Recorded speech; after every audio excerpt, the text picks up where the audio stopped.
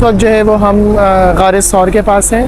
میری نظروں کے سامنے غار ثور ہے اور میں آپ کو دکھاتا ہوں. دھوپ بہت ہے, اگر نظر آ جائے تو. یہ وہ خوش نصیب پہاڑ ہے جس پر آپ صلی اللہ علیہ وسلم نے 3 دن قیام فرمایا تھا, کیونکہ ہوا یہ تھا کہ حضرت علی کے سپرد اپنی تمام امانتیں کر کے آپ صلی اللہ علیہ وسلم جب مکے سے نکل گئے تھے تو مکے والوں کو ہی پتہ تھا کہ تمام مسلمان مدینے کی طرف گئے, تو اسی وجہ سے وہ مدینے کی طرف جانا چاہتے تھے. لیکن آپ صلی اللہ علیہ وسلم نے حکمت سے کام لیا تھا اور آپ صلی اللہ علیہ وسلم مدینے کی طرف رخ نہیں کیا تھا, بلکہ انہوں نے اس پہاڑ پر آ کر اسٹے کیا تھا. اور جب انہوں نے اس پہاڑ پر اسٹے کیا تھا تو حضرت ابوبکر صدیق کی جو بیٹی تھیں حضرت اسماء بنت ابی بکر, وہ اس پہاڑ پر آتی تھیں اور وہ کھانا دینے کے لیے یہاں پر آتی تھیں.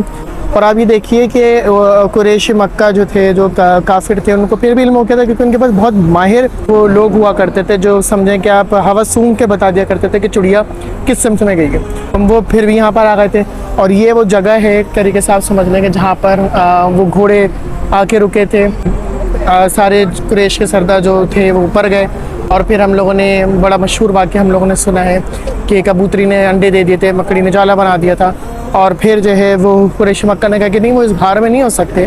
حضرت ابوبکر صدیق اور آپ صلی اللہ علیہ وسلم بالکل مطلب یہ غار کی شیپ ایسے کہ آپ بالکل وہ لیٹے ہوئے تھے. حضرت ابوبکر صدیق نے کہا کہ اب تو ہم مطلب بالکل ہی کفار ہمارے سامنے آ گئے, تو آپ صلی اللہ علیہ وسلم نے کہا تھا کہ غم نہ کرو, اللہ ہمارے ساتھ ہے. تو اللہ تعالیٰ واقعی ان کے ساتھ تھا. بالکل یہ میرے بیک پہ آپ کو نظر آ رہا ہے غار ثور, جبل ثور. اور اب ہم نیکسٹ زیارت کی طرف جاتے ہیں. اس وقت میں آ گیا ہوں رحمت, میرے پیچھے آپ دیکھ سکتے ہیں وہ اس کا مقام. یہ اس پہاڑ کا دامن ہے. اس کے متعلق فضائل والی باتیں وہ یہ کہ یہ وہ پہاڑ ہے جس کے دامن میں اللہ تعالیٰ نے حضرت آدم اور بی بی حوا کو ملایا تھا 350 سال بعد, اور اسی کے دامن میں آپ صلی اللہ علیہ وسلم نے اپنی اونٹنی پہ چڑھ کر جو ہے وہ خطبہ دیا تھا. اس پہ زیادہ ٹائم نہیں لگتا چڑھنے میں, اگر آپ کو بس والا قریب اتار دے. سیڑھیاں بہت اچھی بنی ہوئی ہیں, اس پہ آرام سے سارے لوگ بزرگ وغیرہ آ سکتے ہیں. یہاں سے ایسا یہ چڑھتے ہوئے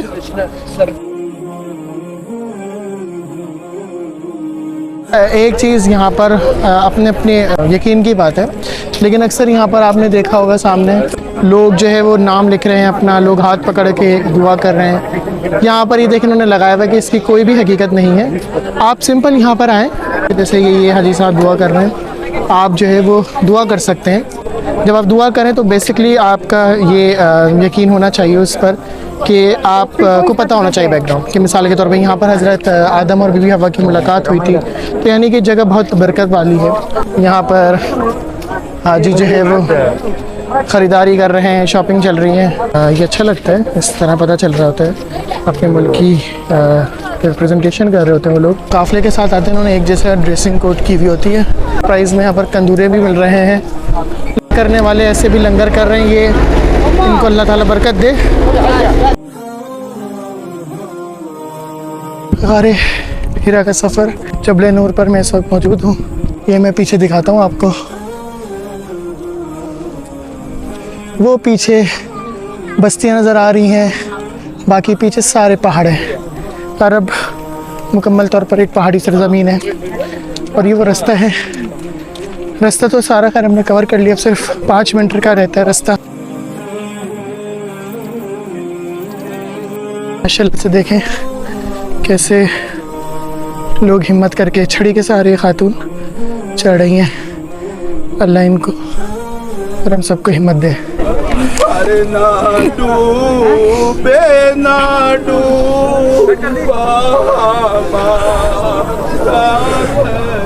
جبل نور پر ہم لوگ اس وقت موجود ہیں. غار ہرا بالکل میرے پیچھے اس وقت نظر آ رہا ہے.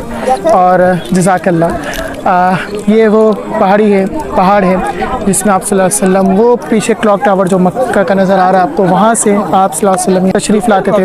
اچھا, اس کا اگر بنیادی مقصد دیکھیں تو یہ ہو سکتا ہے کہ یہ روحانیت کی کیفیت ہے کہ آپ جب بلندی پر ہوتے تو آپ اپنے رب سے ہم کلام ہونے میں آبادی سے دور بہت ایزی فیل کر رہے ہوتے. تو الفاظ تو وہ نہیں ہیں جو یوز کرنے چاہیے, کیونکہ ہم لوگ بہت تھک کر آئے ہیں, بہت چل کر اوپر آئے ہیں, اور وہ اس وقت آپ صلی اللہ علیہ وسلم اس دور میں آتے تھے یہ सीढ़ियाँ वगैरह नहीं बनी हुई थी। आज तो लोगों को देखते हुए हिम्मत बन रही होती है कि दूसरे लोग चढ़ें, लेकिन आप सल्लल्लाहु अलैहि वसल्लम तन तन्हा यहाँ पर मौजूद होते थे। यहाँ पर पीछे इस वक्त जो मुझे नज़र आ रहा है, यहाँ पर कुरान की पहली आयत पढ़ अपने रब के नाम से, इसने इंसान को खून की नाजुक बूंद से पैदा किया, वो नाजिल हुई थी।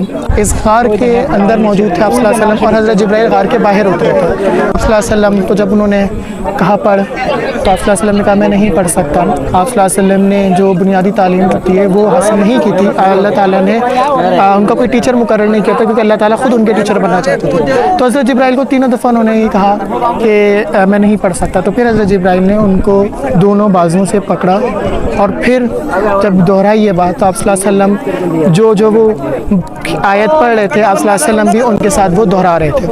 तो फिर यहाँ पर ही जब वाक़या हुआ, आप सल्लल्लाहु अलैहि वसल्लम आप सोचें उस वक्त के लिए कि वो वापस इस तमाम दुश्वार गुजार जो रास्ते हैं पहाड़ के, वो उतर के वापस वहाँ गए मक्का। और फिर हज़रत खदीजा वाला वाक़या भी हम सब लोगों को पता हुआ कि हज़रत खदीजा को उन्होंने कहा कि मुझे सर्दी लग रही, मुझे कंबल उड़ा दो। तो हज़रत खदीजा ने आप सल्लल्लाहु अलैहि वसल्लम को कंबल उड़ाया और फिर हज़रत आप सल्लल्लाहु अलैहि वसल्लम ने उनको तमाम कहानी जो ऊपर गुजरी वो बताई।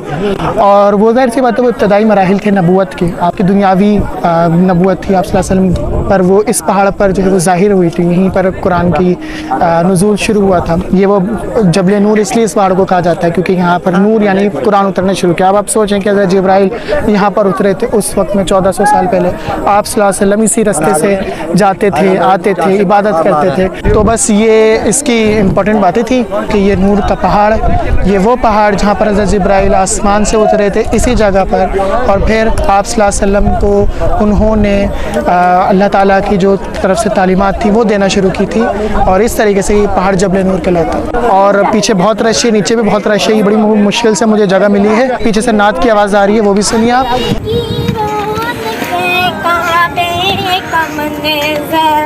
अल्लाहु अकबर, अल्लाहु अकबर, अल्लाहु अकबर, अल्लाह